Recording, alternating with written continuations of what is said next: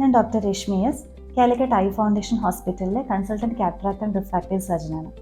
ഞാൻ നിങ്ങളോട് സംസാരിക്കാൻ പോകുന്നത് അലർജി കൺജങ്ക്റ്റിവൈറ്റിസിനെ കുറിച്ചാണ്.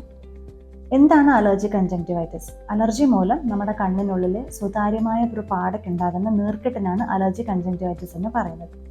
എന്തുകൊണ്ടാണ് നമുക്ക് അലർജി ഉണ്ടാകുന്നത്? അലർജി ഉണ്ടാക്കുന്ന ഘടകങ്ങൾ പലതാകാം. സാധാരണയായി പുക, പൊടിപടലങ്ങൾ, പൂമ്പൊടി, ചില പ്രത്യേകതരം പെർഫ്യൂമുകൾ, പെറ്റ്സ്, അങ്ങനെ പലതും നമുക്ക് അലർജി ഉണ്ടാക്കാം. ഇതിൻ്റെ ലക്ഷണങ്ങൾ എന്ന് പറയുന്നത് കണ്ണിനുണ്ടാകുന്ന ചുവപ്പ്, അസഹനീയമായ ചൊറിച്ചിൽ, നൂല് പോലെയുള്ള ഡിസ്ചാർജ് തുടങ്ങിയവയാണ്.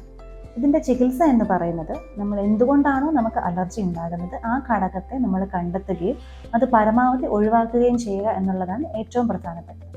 അതോടൊപ്പം തന്നെ അലർജിക്കായുള്ള തുള്ളിമരുന്നുകളും ആവശ്യമായി വരും.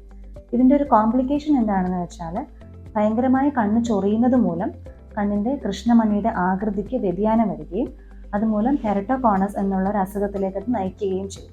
സോ അതുകൊണ്ട് അലർജി കൺജങ്ക്റ്റിവൈറ്റിസ് കൃത്യമായി കണ്ടെത്തുകയും ചികിത്സിക്കുകയും ചെയ്യേണ്ടത് വളരെ അത്യാവശ്യമാണ്.